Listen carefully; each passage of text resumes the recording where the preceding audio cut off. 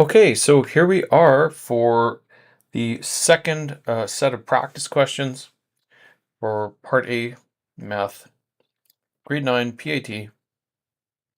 And this one here is in a nice format similar to what you might see on your PAT. And in fact, it's only 20 questions long, which is, again, what you would expect to see on that test. So, this not only gives you a good sampling of the type of questions you might see, the format, how it looks, and also how long it gives you an opportunity to gauge your timing to see how long you would take to do this. As you know, you've got 30 minutes, but with extra time, double time, you have up to 60 minutes to do this exam. Now, I'm going to make video go through solutions.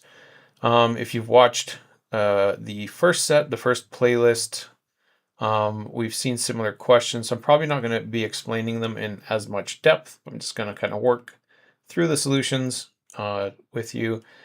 And of course, you already have an answer key that you have access to, but this may be helpful for you to see and have the explanation as we go through it. So I'm going to go through this a little more quickly than I did the previous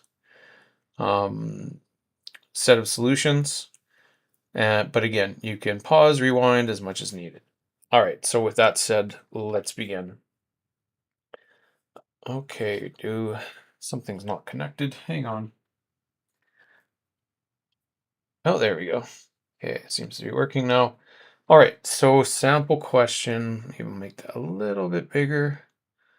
And then we can zoom in. Sure, let's do that. We'll make this a little bit bigger. We're going to go down the left column here first. So there we go. That's nice. Okay, so we are multiplying some numbers together, and we have all negative numbers here. So we've got 1, 2, 3 negatives. We have an odd number of negative signs together. They are going to end up giving us a negative result. So 2 times 1 is 2, and 2 times 3 is 6, but we have negative, negative, negative. So our answer is going to be negative 6. Okay, so there you go. Next question, we have to evaluate this. So first up, we've got negative 1 squared. We know that that is going to give us a positive value because, again, that's negative 1 times negative 1, which is going to give us a negative times a negative gives us a positive. Or we can also remember that when we have an even exponent, we're always going to get a positive result here. Okay, so negative 1 squared will give us 1. Oops, 1. Then we're going to subtract whatever we get here. Now we have negative 1 and all in brackets. So this is cubed. So we're going to multiply that 3 times. 1 times 1 times 1 is just 1. We have a negative times a negative times a negative, right? That's 3 times. That's an odd amount. Or just remember, when we have an odd exponent, our result's going to be negative. So this ends up giving us negative 1. Okay, so we don't change this here. We're subtracting, and that's going to stay there. But this negative 1 cubed becomes negative 1, right? Maybe I'll just do that one off to the side just in case you need a little explanation there, right? Remember, this is negative 1 times negative 1 times negative 1. So 1 negative times negative, positive, then a positive times a negative, negative. Or just recall one more time, odd exponent. When we have an odd exponent, that simply will give us a negative result. Okay? And since it's 1 cubed is just going to give us a 1. All right. So let's keep moving. Then we are subtracting this next one, and we have 1 to the power of 4. So 1 to the power of 4 is just going to give us 1. And now we've got 1 minus negative 1. Remember, so when we subtract a negative, it's like adding a positive. So we've got 1 plus 1. okay, because this middle term here is going to be give us +1, right? Subtract a negative, so becomes adding a positive. And then we're subtracting 1 here, so we just subtract 1 here. So we've got 1 plus, oops, sorry, I didn't mean to erase that. Put that back. So 1 plus 1 gives us 2, and then 2 minus 1 will give us 1, and that's +1, right? +2 minus 1 is just 1, so our answer here should just be 1. Okay, that would be the answer you would put in for that one.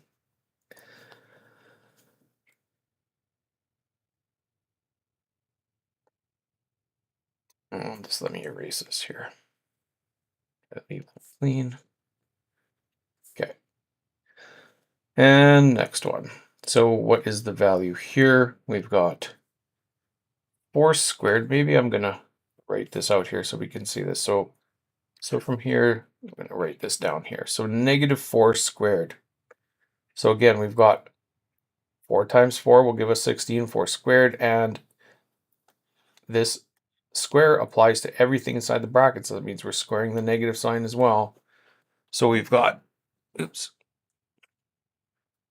So we've got, that's going to be positive, right? -4 times -4 will give us +16. So we got 16 for that. And then we're going to multiply by whatever we get here. So -4 to the power of 3. Okay. Oh, do I want to restart this question?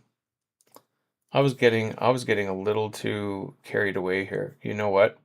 So sometimes they're going to say something like simplify and then express the value. And I kind of just forgot. I'm making this way too hard. So I'm just going to stop this right now because it's a little bit late. But anyway, that's not going to stop me. So look, what I wasn't paying attention to is, hey, where did everything go? Uh-oh. Okay, there we go. So we have the same base, right? We've got -4 here, -4 here, -4 here, and here. That's the first thing I should have noticed. And because of that, we can just use our exponent rules, right? So when we have the same base, we can take, and we're multiplying, we can take our exponents. Don't want that to look like a subtraction. I'm just trying to point out we're multiplying. And so we can take our exponents here and add them together. So 2 plus 3 plus 4. That's going to give us then -4. Our base is negative. 2 plus 3 plus 4. 2 plus 3 is 5. 5 plus 4 is 9. And then we are divided by -4 to the power of 6. Now we can use our rule of division of powers, and they have the same base of -4, so we can subtract our exponents. So we're going to subtract 9 minus 6, and that's going to give us -4 to the power of 3. 9 minus 6 is 3. Now we have to give the value. So now we can evaluate this now that we did the simplification step. Okay, so we have first question, is my answer going to be positive or negative? So the correct response is negative because we have an odd exponent here, right? Now I just need to figure out what is that value. So what is 4 cubed? 4 cubed is going to be 4 times 4 times 4. So we get 4 times 4 is 16. And then 16 times 4, 4 times 10 is 40. 4 times 6 is 24. Add them together, and we get 64. Okay, so our answer is 64, but -64 because I just applied the rule that when this is odd, I know my answer is going to be negative here. So I get -64. Okay. Or from this step here, you could have also just, if you're not into memorizing rules, like odd exponents means that it's negative, you can just literally multiply these out. -4 times -4 times -4. Okay. And we know negative times negative positive. and then a positive times negative would give us negative. All right, so there's an odd number of negative signs here multiplied together, so we're going to get a negative. And 4 times 4 times 4 is 64, as we already determined. So here we would enter our answer, negative 64. Okay, moving on. Question number 4, what is the value of 1/5 plus 0.2 times 2/3? So again, we've got a few things happening. Order of operations. So, right, we've got addition and we have multiplication. So we know by order of operations, we're going to have to do our multiplication first. That's important. Okay, so we're going to end up multiplying this together and then afterwards adding. Now they want our answer expressed as a fraction in simplest form. Okay, and this is where we're going to record our numerator, and here's where we're going to record our denominator. Okay, so let's figure this out. Let's get everything into fractions. Okay, so I'm just going to work down here below. Give myself some room. You guys, of course, will have scrap paper you can work on. I'm just going to scribble here. So we've got 1/5. I'm just going to leave that as it is, plus, and I'm going to change my decimal, 0.2. We're in the tenths place, so I can write that as 2/10 instead of 0.2. Now we're working in fractions, and we're going to multiply that by 2/3. Okay, so let's do our multiplication, BEDMAS, right? Do our multiplication first. Okay, so let's see, do I have some room here to work? I do. Okay, so I'm going to leave this 1/5 plus 2 times 2, where's my pen? There, will give us 4 on the top, and 10 times 3 on the bottom will give us 30. All right, we did our multiplication. Now we just have to add. So in order to do that, we are going to need a common denominator. Okay, so I'm going to multiply my top and my bottom by 6 so that I can get that 30 on my fraction on the left, on the denominator, my fraction on the left. So that is going to give us, instead of 1, here we have 6. Oops. Now we can switch to red, that's okay. 5 times 6, we get 30. And then plus 4 over 30 as before. Okay. Now we can add the top, 6 plus 4, we get 10 over 30, and that's easily reduced by dividing the top and bottom by 10. So we divide the top by 10, we get 1. We divide the bottom also by 10, and we get 3. So there's our fraction 1/3. So here in our answer sheet, we are going to record our answer 1/3.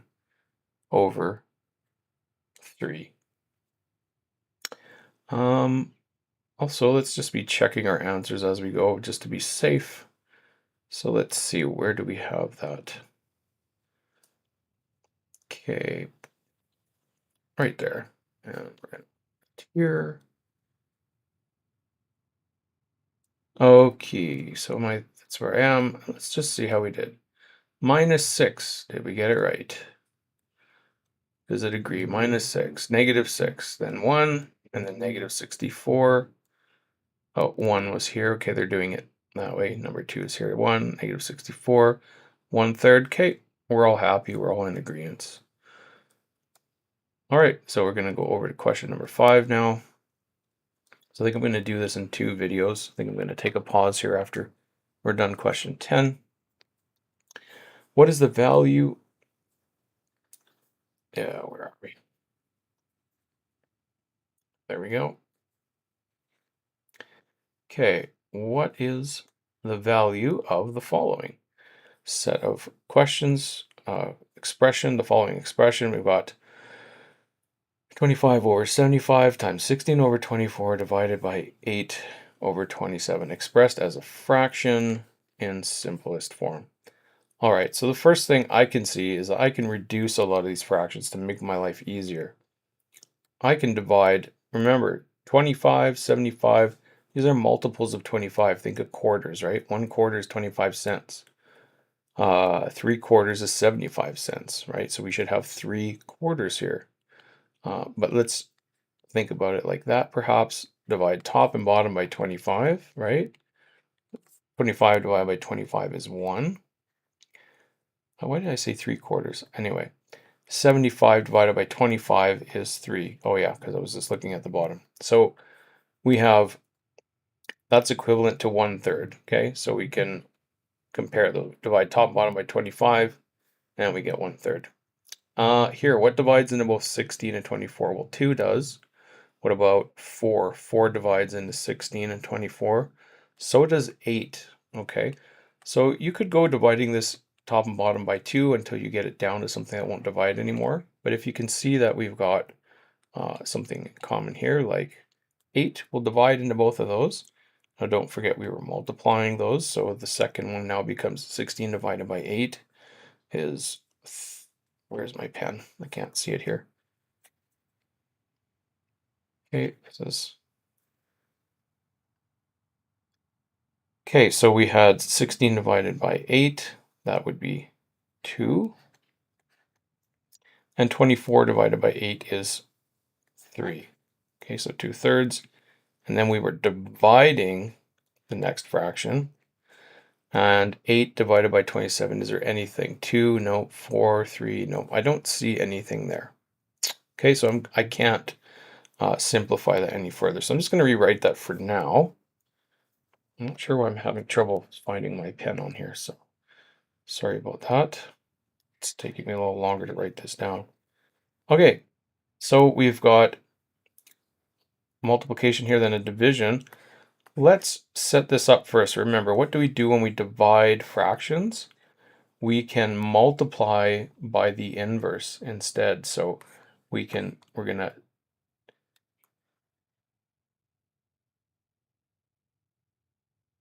take 1/3 times 2/3, but instead we are going to multiply the inverse. So we're gonna flip that over and make it multiplication instead of division. Okay, now we can multiply this together and simplify. Or we could cancel certain factors if we can see them. I can see one here, but let's maybe just multiply this in steps. Let's do the first step. Let's go 1 times 2 here. So we're going to get 2. And then 3 times 3 here, we're going to get 9. And then that's going to be times 27 over 8. So I could multiply this all together and get bigger numbers, but then I have to divide stuff anyway to cancel. So now I could see, I know that I can divide 9 into 27 because 9 times 3 is 27. So 27 divided by 9 is going to be 3. And I can divide 9 by 9. So remember, if I do it to the top and bottom, I'm keeping it's like keeping the fraction as an equivalent fraction. So I've got, sorry, I'm just in a little bit of a cramped space here right now.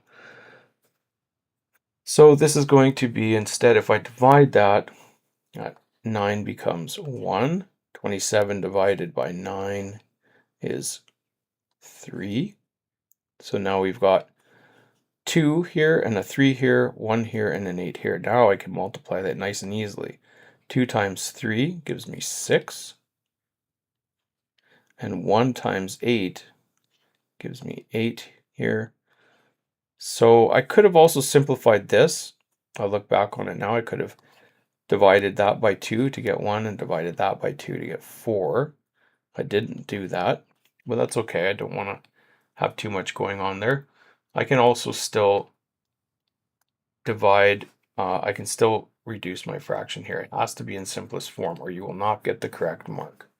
So here I'm going to take my 6/8 and I'm going to divide top and bottom by 2. I can see they both divide by 2. Okay, so then 6 divided by 2 is 3. And 8 divided by 2 is 4. So now that's as simple as I can get my answer. So I'm going to record that here in my answer sheet, 3/4. And that question is done. We'll check our answers after. Okay. So what is the value of 1/8 plus 0.25 plus 0.5 expressed as a fraction in simplest form? So since they want it in a fraction anyway, I'm going to convert these decimals to fractions, okay? So let's do that. Let's try that out. So I've got 1/8 plus 0.25. We're going to write that. We have 2 decimal places. So that goes into my hundredths place. So I'm going to write that as 25 100ths. Okay. Plus 0.5. I have 5 in my tenths place. So I have 5 tenths. Right? We're going to the tenths place here in the decimal. So now I've got fractions, and let's see what can I do here. Now before I try to make everything to a common denominator, I'm going to try and simplify these fractions, and I can see that I can do that quite easily. So again, I can divide top and bottom here by 25. 25 divided by 25 is 1. 100 divided by 25 is 4. So I've got 1 over 4 there, and here I can divide 5 by 5 to get 1, and here I can divide 10 by 5 to get 2. So now let's see what that looks like. Smaller numbers should be easier to work with. So we've got 1 over 8 plus 1 over 4 plus 1 over 2. And now I can make these over a common denominator of 8. So I'm going to multiply my middle fraction here, top and bottom, by 2. And I'm going to multiply my fraction over here, top and bottom, by 4. So that I can get everything over a common denominator of 8. So we're going to multiply here by 2. And we're going to multiply here by top and bottom by 4. Okay, so what are we going to get here? We're going to get 1/8 plus 2/8 plus 4/8. Okay, so we have 1 plus 2 plus 4. That's going to give me 7 on my numerator, and my denominator is 8. So there's my final answer, 7 over 8. And we've got it. Okay, next question. Given the following, 4 times 7 to the power of 7 is equal to 4 to the exponent something times, oops, sorry about that, times 5 to the power of 7. What is the value of the missing thing here?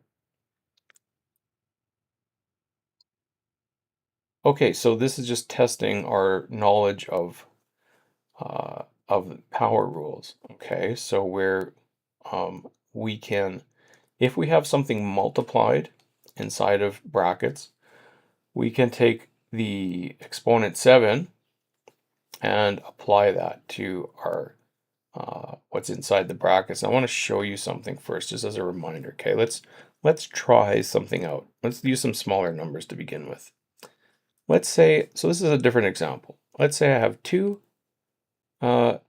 times 2, let's say, to the power of 3. Now, I could evaluate this here by going, what's 2 times 2? That is 4. And then we put our exponent of 3. And we did this previously, but we get 4 times 4 times 4, right? 4 times 4 is 16. And 16 times 4 gave us 64. So 4 cubed is 64. Now, what if I treated this like we do with, it's kind of like a distributive property, and I apply the exponent here and here? I would get 2 to the power of 2, oops, 2 to the power, of 3 times 2 to the power of 3. So is that going to work? We're testing it to see. So 2 to the power of 3 is 8 times 2 to the power of 3, which is 8. And 8 times 8 is 64. So look at that. We have got the same answer. So our rule was that when we have something like this, we could apply that exponent here and here. So they're just trying to test you here if you understand that rule. So that just means that 4 times 5, all to the power of 7, is the same as 4 to the power of 7 times 5 to the power of 7. So what we're missing here is just to say that this exponent is also 7. So we're going to write that in here.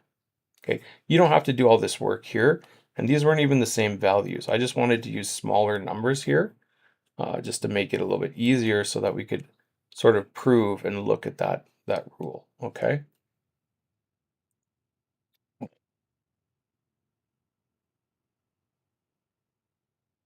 Okay. So next question. I think we're going to stop after this one question. In simplest form, what is the value of the following? Record your answer as an integer value on the answer sheet. Okay, so we don't want this one uh, as a fraction. So if there's going to be decimals, we're going to include those. Okay. No, wait, as an integer. It's not rational number integer, so it should be a whole number, either positive or negative. Okay, so we got to be careful. We got to think about what that's saying. So integers are things like -3, -2, -1, could include 0, +1, +2, +3, and so on, right? And so on both sides. Okay, so let's see. Let's work with uh, let's convert these to, we could convert these to decimals if we like on this one, or dividing by 0.25. We could convert this to fractions as well.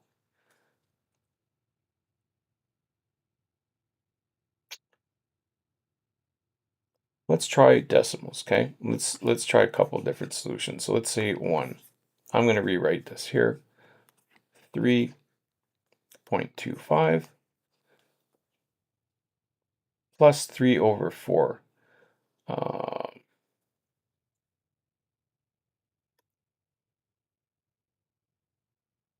hmm.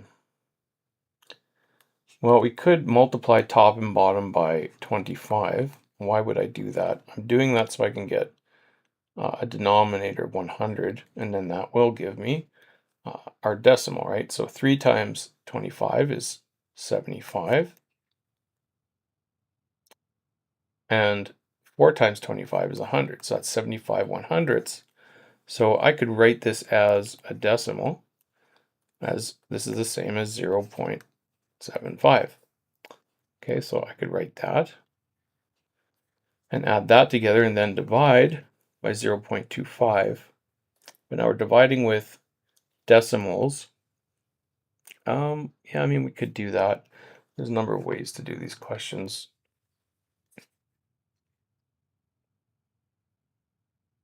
So if we do it this way, so then we're dividing here by 0.25. I have no more space.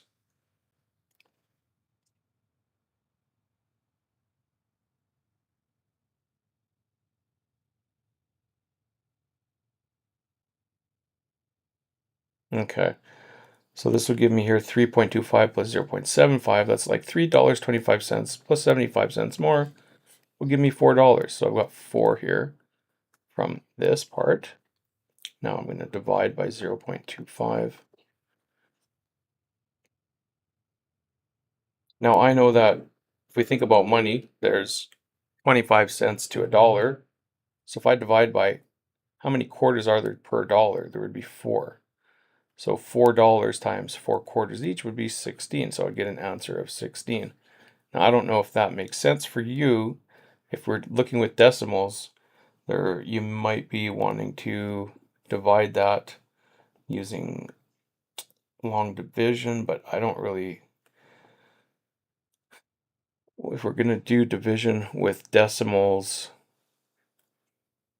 yeah, I don't want to do it that way.